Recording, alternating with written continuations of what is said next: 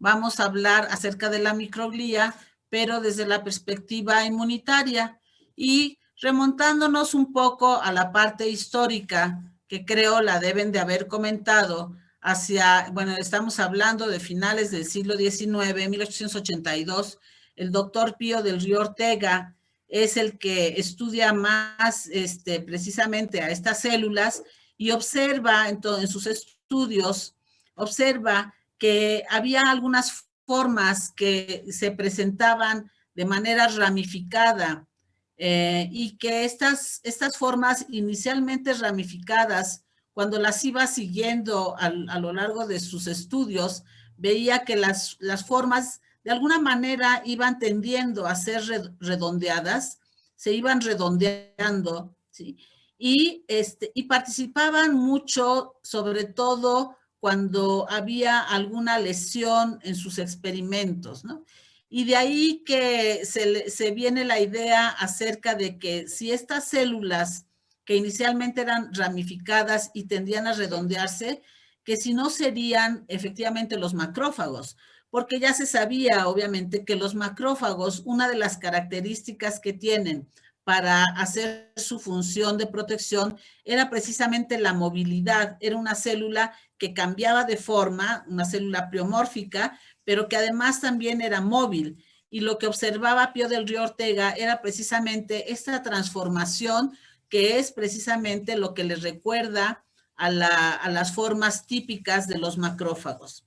Vean ustedes que tuvieron que haber pasado todos estos años y en 1980 se logra por primera vez cultivar en el laboratorio células de microglía puras. Aquí en el fondo vemos precisamente cómo se observa un cultivo de microglía, un cultivo celular de microglía en el laboratorio. Y aquí vemos células que están como alargaditas, algunas con tendencia a ser redondas, pero fue la primera vez que se logró cultivar en el laboratorio microglía. ¿Y qué es lo importante de tener un cultivo de una célula? Pues que si nosotros tenemos un cultivo de células que sea puro, pues nosotros podemos hacer lo que sea, investigar lo que sea sobre esa célula, ¿no? Fíjense cómo en este año, 1980, también al mismo tiempo se descubren los anticuerpos monoclonales. No se descuentan.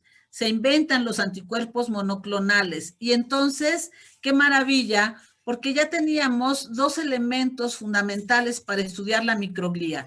Primero teníamos una fuente inagotable de microglía, que eran los cultivos, y la otra teníamos anticuerpos monoclonales que nos iban a permitir identificar algunas moléculas de superficie que fueran moléculas típicas de la microglía. Así fue como una de las primeras moléculas que se descubre en la microglía son las moléculas del complejo principal de histocompatibilidad de clase 2. Y lo que se descubre es que la microglía tiene de manera constitutiva moléculas del HLA clase 2 o del MHC clase 2. Constitutiva significa que siempre están presentes. Si estas moléculas no estuvieran presentes y se expresan ante algún estímulo, entonces ya no serían constitutivas, sino serían inducidas, ¿no? Se expresaría de forma inducida. Pero aquí la expresión de clase 2 en la microglía es constitutiva. ¿Y de qué nos hablan estas moléculas clase 2? Nos habla de la posibilidad de pensar a priori, sin haber hecho ningún estudio todavía, pero simplemente por estar presentes las clase 2, podíamos ya en ese momento casi deducir que la microglía podría tal vez funcionar como una célula presentadora. Claro, lo único que habría que hacer pues, sería comprobarlo, ¿no? Pero bueno, esa es una característica típica de las células de microglía. Vean, este es un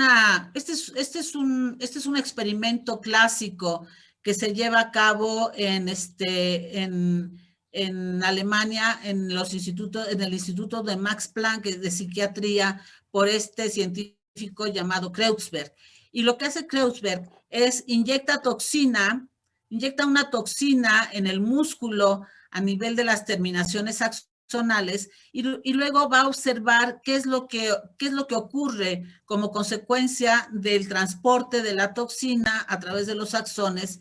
Va a observar que se produce un daño neuronal. De esta Doctora, manera... disculpe Sí. que le interrumpa. Tenemos una compañerita que está en sala de espera. ¿Le podría dar acceso, por favor? Sí. Sí, déjame ver en dónde están. Sí, ya la vi. Gracias. Ya Gracias. está. No, al contrario. Bueno, entonces se produce un daño neuronal, pero aquí lo importante del experimento es que los vasos sanguíneos quedan intactos. Y entonces los vasos sanguíneos están intactos. Y esto le permite a Kreutzberg ver, precisamente observar la migración de la microglía, la migración hacia las zonas dañadas y ver cómo hay una multiplicación y la eliminación de las células inertes por parte de la microglía. Estos fueron observaciones muy importantes que aportaron al conocimiento precisamente de esta célula, ¿no? Y ya como características que conocemos de la microglía, ¿cuáles son esas características fundamentales que nos hablan de su papel como células protectoras y la posibilidad que tienen en las, digamos, en los fenómenos inmunitarios, en los fenómenos de defensa por respuesta inmunitaria?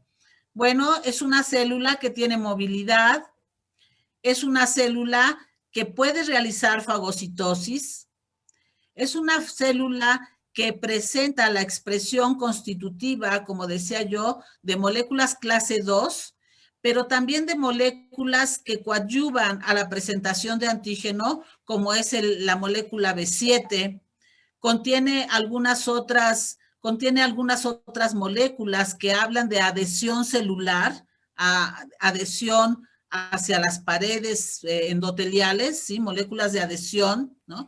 Fíjense aquí, esta molécula que tenemos aquí es el receptor para la fracción FC de la gamma globulina, por eso dice FC gamma, me faltó aquí receptor, ¿no? Pero tiene receptor para el FC de la IgG, y esto nos recuerda, obviamente, nos recuerda mucho el papel también de los macrófagos, ¿no? Entonces, vean, si lo vamos comparando con macrófagos, pues resulta que el macrófago es móvil, que es el macrófago fagocita, que el macrófago tiene MHC clase 2, que tiene B7, pero que además tiene receptor FC para la IgG, y vamos viendo que la microglía va cumpliendo también con muchas de estas características, ¿no? Es una célula que se puede activar por estas moléculas que vemos aquí, interferón gamma, lipopolisacárido, ante las infecciones puede también activarse.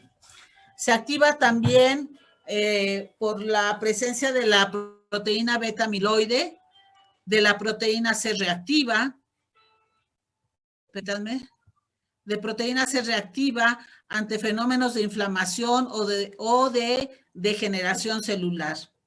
Y también sabemos ahora que es una buena productora de interleucina 1, igual que un macrófago, ¿no? Factor de necrosis tumoral alfa, igual que los macrófagos, y que producen también sustancias reactivas de oxígeno, como vemos aquí, el peróxido de hidrógeno, el ion superóxido, el ion hidroxilo y desde luego una enorme cantidad de proteasas y quimiosinas. Por lo tanto, entonces, es una célula que está presente en el cerebro y que es una parte importante de la defensa, de las barreras de defensa biológica. Si me permiten aquí, permítanme tantito, ¿sí?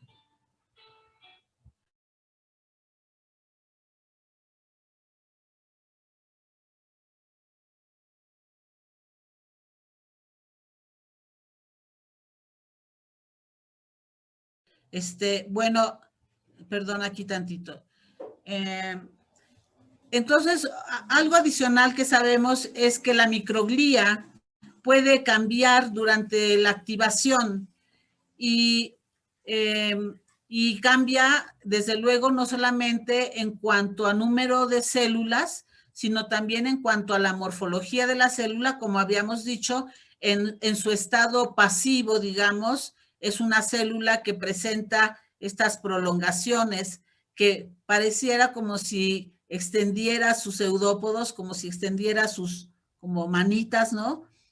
En donde está como alerta, ¿no? Está en una forma como de alerta, pero está en un estado pasivo, y luego ante la activación empieza a redondearse, y aquí vemos todas estas pequeñas celulitas, algunas todavía se observan con forma estrellada, pero hay otras que se observan muy redonditas, como esta que vemos aquí, y eso nos habla de su cambio de morfología.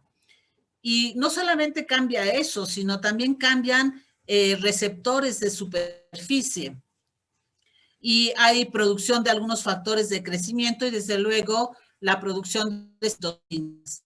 En general, podemos decir pues que en un estado de inflamación se considera que una célula que está de microglía que está en un proceso inflamatorio es una célula que tiende a la producción de estas citocinas, interleucina 1 y factor de necrosis tumoral alfa, y se le conoce a esta célula activada como fenotipo M1.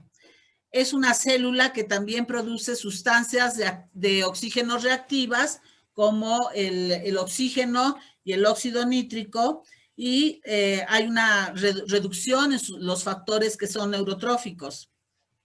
Una vez que la inflamación se reduce y se controla, se supone entonces ahora cambia al llamado fenotipo 2, en donde libera estos factores neurotróficos, factores de reparación celular y reduce la producción de citocinas proinflamatorias. Ahora, parece ser que este cambio de fenotipo tiene mucho que ver también con la regulación de la microglía, porque sabemos ahora que cuando la microglía está activada, ¿sí? Parece ser regulada también por la presencia de los astrocitos. Entonces, vean ustedes algunas de las reacciones que tenemos tanto de microglía activada como de los astrocitos activados. Es decir, ante la presencia de interferón gamma, lipopolisacárido o una infección, o una inflamación o degeneración o daño del tejido, es muy posible que vayamos a ver la activación de la microglía, pero también de los astrocitos, y que cada una de ellas libera diferentes citocinas que parecen ser antagónicas, como regulándose una a la otra. En general, lo que sabemos es que la microglía activada a través de la liberación de estas citocinas como la tipo interleucina 12 tiende a favorecer que la respuesta inmunitaria, si se genera en el cerebro, sea una respuesta Th1, mientras que los astrocitos activados a través de la interleucina 10 tiende a favorecer una reacción, tiende a través de citocinas que van a ser o a relacionarse con su presión, como interleucina 10 o factor de crecimiento transformante beta o prostaglandina C2, como dice aquí, va a tender a inducir una respuesta inmunitaria de tipo Th2, que se relaciona más con digamos, con la fase humoral, mientras que la Th1 se relaciona más con la fase celular, ¿no? Aquí se promueve un fenómeno inflamatorio fuerte por células T, mientras que acá se promueve la formación de una respuesta inmune de tipo celular más hacia los anticuerpos. Bueno, me voy aquí para hablar acerca de, vean ustedes, en la enfermedad que se llama neurodegenerativa, en donde tienen que ver varias patologías o varios tipos de alteraciones. Lo que se caracteriza es por esta pérdida lenta y muy progresiva de las neuronas y obviamente que tiene su impacto funcional. Bueno, pues en estas patologías, una de las posibles características es la neuroinflamación.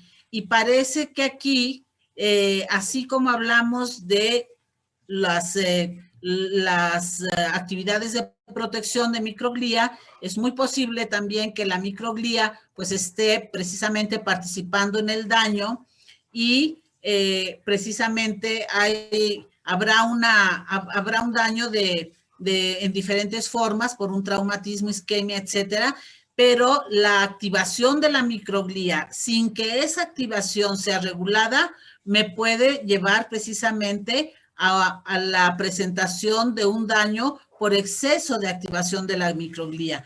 De ahí la importancia de que sea regulada y de la importancia de la activación de los astrocitos para regular esta reacción de la microglía.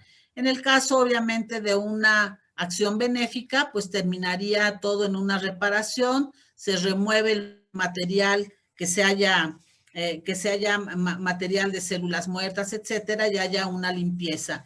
Mientras que en el caso de que haya una reacción muy severa, pues tendría que asociarse, desde luego, un daño directo, un daño secundario por lesión neuronal, la presencia de toxinas, etcétera, etcétera, ¿no? ¿Qué factores podrían participar en la pérdida de regulación de la microglía? Desde luego, pues el nivel de daño que haya habido, cuánto dura el daño, qué tan vulnerable es el individuo, permítanme, qué tan vulnerable es el individuo, o si existe algún otro tipo de enfermedad adicional o ciertos factores de estrés que pudieran estar participando, cómo se está regulando la respuesta inmunitaria en ese individuo y desde luego, pues la edad del individuo. Entonces, el panorama para poder dilucidar hasta dónde está la participación de la microglía, cómo evolucionará algún tipo de daño de neuroinflamación, por ejemplo, pues no es en realidad tan sencillo como aparentemente se pudiera pensar. Es un fenómeno complejo en donde están participando varios factores y habría que conocer de manera mucho más cercana la participación de estos factores para poder más o menos darse cuenta y tal vez predecir hacia dónde se va a dirigir ese daño, si va a avanzar o si va a lograr finalmente reducirse y controlarse. Bien, hasta aquí dejo la participación para esta presentación y no sé si haya por ahí alguna duda o alguna pregunta que tengan por ahí que se les ocurra, algún comentario.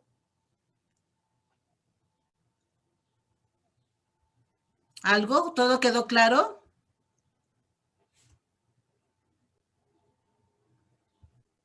Sí, doctora. ¿Sí? Sí, doctora. Maravilla. Bueno, me parece muy bien. Bien, en un rato más les voy a enviar a ustedes el ejercicio de la barrera hematoencefálica para que, ¿ya hicieron ustedes sus equipos? Les voy a pedir, ahorita que terminemos ya la clase, que por favor hagan sus equipos de 4 personas y si me hacen favor de subir al grupo aquí en el WhatsApp, si hacen favor de subir sus equipos de 4 personas para yo conocer quiénes son. Les envío por ese mismo medio el archivo del ejercicio de la barrera hematoencefálica para que lo vayan ustedes resolviendo en el transcurso de la tarde. Es un ejercicio relativamente sencillo y que lo resuelvan. Si el día de mañana hay alguna duda, pues aquí lo podemos ir viendo y lo podemos ir preguntando, ¿no? Y para el día de mañana vamos a ver el tema de la barrera hematoencefálica, precisamente el concepto actual de privilegio inmunológico y cómo se genera una respuesta inmunitaria a nivel del cerebro, y vamos a ver también el tema de esclerosis múltiple. Entonces, también les voy a pedir que si en el transcurso de la tarde que estén ustedes repasando la materia, por ahí les surge alguna duda, pues entonces me la apunten por ahí y mañana, antes de comenzar, abrimos un espacio para ver dudas y resolver. ¿Alguien tiene algo que aportar para esta clase? ¿Alguna duda, comentario antes de que se nos termine el tiempo? Yo tengo una pregunta. ¿La Sí, clase Andrea. mañana sería a la misma hora? Sí, por favor, porque saben que en la mañana estoy en otro curso. Entonces, si me permiten que sea a la misma hora, si no hay inconveniente, sí, por favor. Yo les mandaría la invitación para la sesión, pues, cuando muy tarde, media hora antes, pero si puedo antes, desde antes. Gracias. ¿Alguien más? ¿Nadie? Yo, doctora. El Sí, trabajo adelante. que va a mandar ahorita es para que lo contestemos nosotros En o equipo. lo tenemos que subir a algún lado. No, es para que ustedes lo contesten en el equipo. Van a hacer un archivo con sus respuestas y con los nombres del equipo. Ese es un trabajo en equipo. Y si lo terminan y ya me lo quieren ir mandando a mi correo, está bien. Pero en el caso de que no, las tareas se las voy a pedir para el día del examen, para el día de la evaluación. O tal vez, si no logran terminar alguna tarea, les diera un día adicional, pero en general sería así, ¿no? Digamos, nada más para el día del examen me mandan todas sus tareas ese día. Y esta sería la primera tarea en equipo. Ok, doctora, gracias. A ti, Emiliano. ¿Alguien más? Una pregunta, doctora. Sí, David. Con lo referente a la evaluación que nos dijo sobre el artículo, ¿esa es una evaluación y aparte va a haber un examen escrito o no? No, No, ya no va a haber solamente. examen escrito. Esa va a Ok, ser su evaluación. Su artículo va a ser su evaluación, pero también la manera en la que expongan y defiendan su idea. claro, excelente. Sí, ¿Ok? muy bien. Muchas Perfecto. gracias. De nada, David. ¿Alguien más? Ok, bueno, entonces, hasta aquí vamos a dejar la sesión del día de hoy y entonces nos vemos mañana hacia las 5 de la tarde. Yo les mando la invitación y en unos minutos más les enviamos el archivo. ¿Ok? Sí, doctora, Sí, gracias. doctora. Sí, doctora, Bueno, gracias. gracias. Los veo el día de mañana. Chao. Gracias, doctora. Hasta mañana. Bien, hasta mañana.